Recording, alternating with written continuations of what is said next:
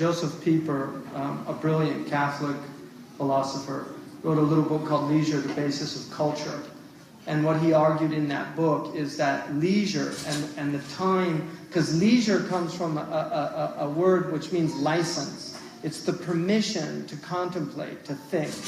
And contemplation and the idea of actually being alone. One of the things now with all these things, people don't get bored anymore because they just go on YouTube and watch videos, or they text somebody, or they don't have that downtime just to actually... Boredom is a very important part of human experience, because out of boredom comes great creativity. One of the things that Kierkegaard talks about is that we are becoming a culture of busyness. Everybody's busy. And he was talking about Denmark 200 years ago. You know, so think what he would think of today about our culture now. St. Thomas Aquinas said that every culture has to have certain peoples that all they do is contemplate. And every culture historically has had those people. And those people are very important people, because they are the Socrateses of the culture. They're the gadflies. They are the people that challenge the whatever the politically correct views of existence are out there. Confucius, one of the great Confuci of China, said, when everybody says this is good, that is bad. If you don't have people challenging, if you don't have people questioning these things, and there's so many people that they will throw these pat responses. You're not against progress, are you? You can't be against progress, you know. Well, if you're lemmings and your progress is going over the cliff, do you really call that progress? You know, if we are committing social, communitarian suicide as a people, as a species, what's happening to us as a people? And this is not even to get into the, what the Hindus would call the karmic effects of national behavior. James Madison, to quote not from a Hindu, but from a Christian founding father, said the sins of nations are visited upon those nations.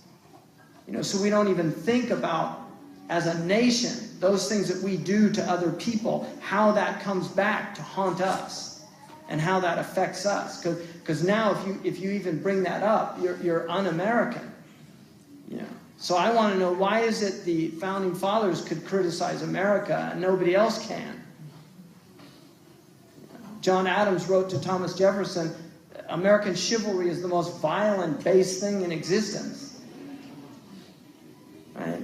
When Daniel Shays rebelled in Massachusetts with the farmers that were overburdened by the complete breakdown of their currency. And these are men that fought in the Revolution with honor and distinction.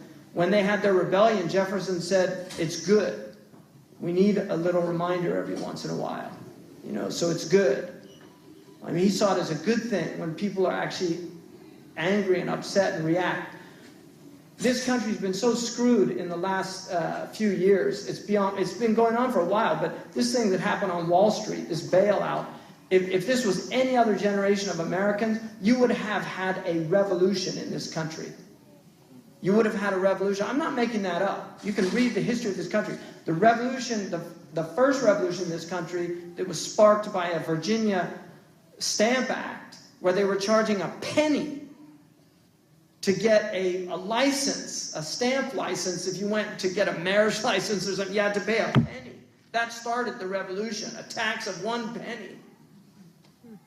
The income tax started in 1913, folks. Before that, Americans didn't pay income tax. And now you're paying 40% of your livelihood to a government that is so dysfunctional. All we're doing is enabling a bunch of really sick people. And then we wonder, what's going on in the country? What's going on? Really. But this is what's happening in this country. People are, we're sending all this money to Washington, and we've got a defense budget 9 times bigger than all other countries on the planet. That needs some serious questioning. Like, why do we need a defense budget that's 9 times? Well, there's people in Afghanistan that live in caves that are threatening our existence.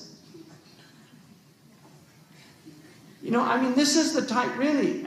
We've got a culture of people that have been so dumbed down through this educational process, because they're not given any time to think. They can't just sit back and think, because if you start thinking, thinking is dangerous. Thinking is a dangerous thing. But as Heidegger pointed out, thinking, the word think is related to the word thank. You know, that there's a powerful human need to think, because thinking is a way of thanking the one who gave you the gift of thought.